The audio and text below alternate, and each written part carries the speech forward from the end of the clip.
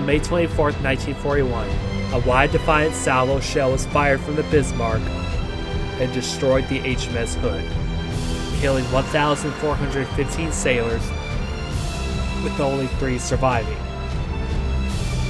HMS Prince of Wales tried to avenge her fallen partner, but due to her being inexperienced in combat with untested guns, the Prince of Wales made smoke and turned away from Bismarck and Prince Eugen as they constantly rained shells down on her.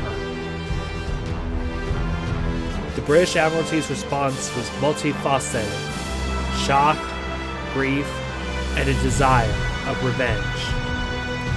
Winston Churchill's order a massive naval operation to hunt down the Bismarck, with only one standing order that was relayed to all ships of home fleet: Bismarck must be sunk at all costs. The mine on the British is vengeance. The first batch of ships that were called up to join home fleet were 2 Revenge-class ships, the HMS Vengeance and the HMS Ramillies. Their jobs to cut off any possibility of escape for the Bismarck, but they wouldn't take part of the final battle. The main force is Royal Navy's finest. The heavy hitters would be the modern battleships and cruisers, along with a quick response team of Force H from Gibraltar, with Ark Royal, Battlecruiser Renown, and light cruiser HMS Sheffield. Home Fleet's reinforcements will be stacked with their powerful heavy hitters from the HMS Rodney, who was escorting the MV Britannic at the time the Hood was lost, battleship HMS King George V, battlecruiser HMS Repulse, and destroyer Dorchester. Joined the fray under the escort of the 4th Destroyer Flotilla, the HMS Maori, Zulu, Sikh, and Cossack, and the Polish destroyer, the ORP Piorun, and reinforcing them is the HMS Victorious. Prince of Wales recovered and brought back 9 of her 10 main guns and sorted with HMS Suffolk and Norfolk and shadowed the Bismarck, who was heading to France. Bismarck was preparing to detach Prince Eugen and allow her to sink her own convoys, and at 1814 on the 24th of May under a rain squall, Prince Eugen was successfully detached and made a run to the open sea. The cruiser forces made moves to chase, but it didn't happen.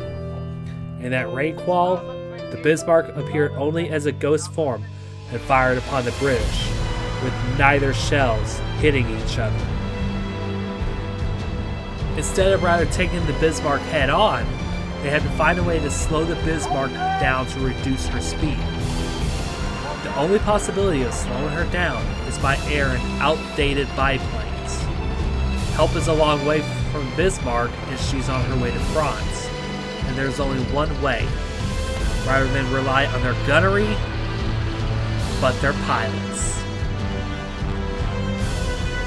The one aircraft the British have in their arsenal are the Fairey Swordfish torpedo bomber planes. The senior staff has to rely on their naval aviators from the 825th Naval Air Squadron, fresh out of carrier training on board the HMS Victorious and inexperienced. And being asked to take on the most heavily defended battleship ever built, the Swordfish planes took off from carriers to patrol the North Atlantic to look for the Bismarck. Given the inexperience of the aviators, they lined up one ship on an attack run and misidentified one ship. This would be the HMS Norfolk. Norfolk randomly signaled the planes by signal lamp to let them know they are friendlies. As they resumed their patrol, they noticed a smaller vessel in the water, way too small to be a battleship, and this would be the cutter, the USS Modoc from the U.S. Coast Guard. As the planes buzzed around, they accidentally found the Bismarck and began to fill up the skies with AA fire. Swordfish Squadron lined up their planes and torpedoes were guaranteed, but in luck, the design of the slow and outmotored Swordfish planes and the higher mounted AA guns could not traverse low enough for a shot. The planes would release their torpedoes, and with Bismarck's rudder control and authority, she evaded 8 torpedoes, but Only one hit her in midships, causing minor structural damage and killing a crew member as a shockwave blast sent him into a bulkhead while damaging a previously damaged generator room. Bismarck's rapid maneuverability with the rudder caused a collision match and patches that were applied after her engagement with the Prince of Wales all gave way after the rapid changes of direction and speed, and this would result in the flooding of the second boiler room, slowing the ship down to 18 knots. The collision mats were later reapplied, and damage control conducted their work, and Bismarck is brought back up to speed. The Prince of Wales will fire upon the Bismarck, letting them know they are not going anywhere. 825 Squadron did bought time, but it was not enough. The Germans made headway at max cruise into U-boat territory at the western approaches and to avoid getting hit by Kriegsmarine reinforces. Bismarck would have to zigzag. The biggest mystery for the British is where to find the Bismarck by visual contact, as they think she might head to France for repairs, west to meet up with an oiler, or worse, round up on top of them. As the Royal Navy fanned out in a search pattern, a second set of planes of Catalina aircraft from Coastal Command in Ireland were scrambling to look for the Bismarck, but turned up nothing. Bismarck disappeared, and the search for the ship is now a gigantic game of chess. Admiral Lichens was aware that he lost their pursuers and kept in communication to Berlin, asking for reinforcements to Brest and Luftwaffe's support, especially the use of a 200 Condor, to which it has the reputation for anti-shipping. If Bismarck is closer to France, she would be safe. The British picked up the messages and tried to go off by signal triangulation for now until the coded messages were deciphered. The bearing calculations made it look like Bismarck is heading north to shake off Norfolk and Suffolk, and the pursuers by heading back to Germany via the Denmark Strait. Home fleet would turn north and engage in this pursuit. But however, this would be a catastrophic error. The bearings were the correct way, but the heading, the wrong way. In actuality, the Bismarck was heading the opposite way. At Bletchley Park, the coded messages were deciphered, mentioning Luftwaffe's support at Brest, France. Checkmate is now in the Kriegsmarine's hands. At a sheer of luck at 10:30 a.m., a British Catalina plane piloted by an American aircraft spotted a long black streak of oil that is heading to France.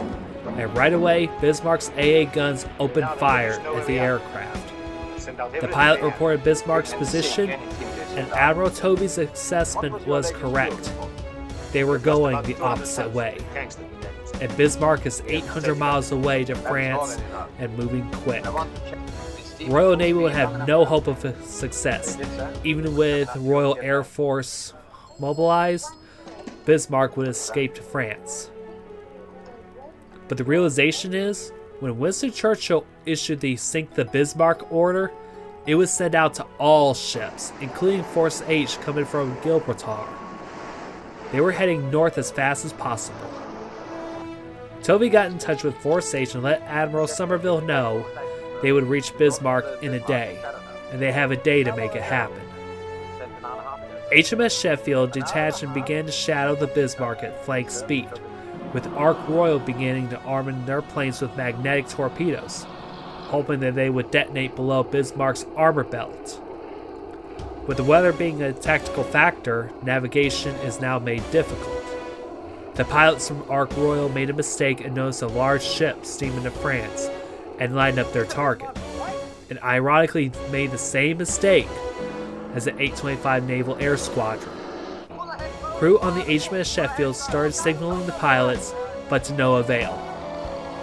Swordfish planes dropped their torpedoes with accuracy and exploded from the moment they hit the water.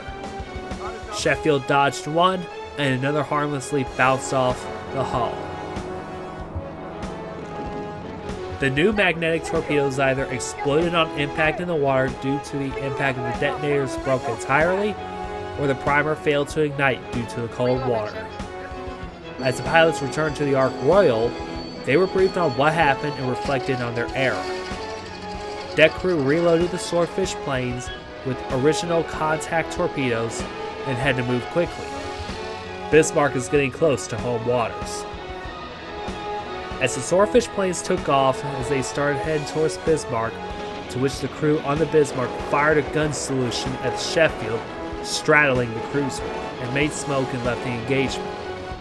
This would give the Bismarck's position away to the Swordfish pilots, and right away, Bismarck's AA guns filled up the sky with a hailstorm of flak and began to maneuver wildly, thus undoing the damaged control patches, but also slowed her down too much.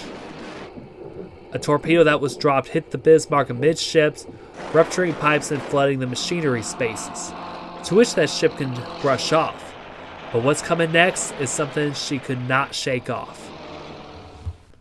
Pilot Lieutenant John Moffat and observer Dusty Miller were lining up a shot against the Bismarck, to which the ship was turning to port, right into the direction of the plane.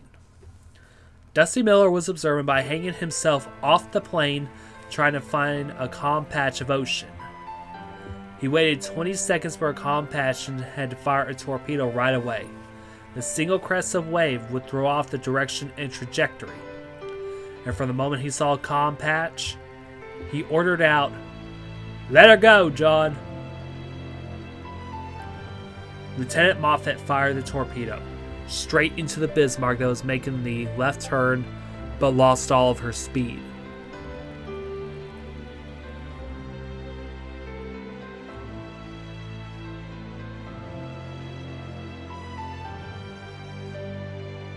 The torpedo made impact straight into the steering compartment, jamming the rudders and causing severe shock damage. Captain. Admiral Litchins and Captain Lindemann ordered a full damage report, and once they received the news, it was devastating. One rudder was jammed into a full port, while another was freed. The rudder won't move, sir. At the start of her trials, due to her wide beam and displacement with poor screw placement, they would have to rely on Damage control. asymmetrical thrust, but could Damage only control. provide little steering. Damage control, sir. These issues were basically dismissed in tests. I want to report It on has that now rudder. doomed the divers ship are as down now. Bismarck maintained They'll the be out in a slow moment, left sir. turn, and that turn is heading directly towards home fleet. At 2140, Lütjens made his final transmission to Berlin. Ship unmaneuverable. We will fight until the last shell. Long live der Führer. As night fell on the Bismarck, the ship's bell tolls for the final time, because the next day there will be a price paid with iron and blood.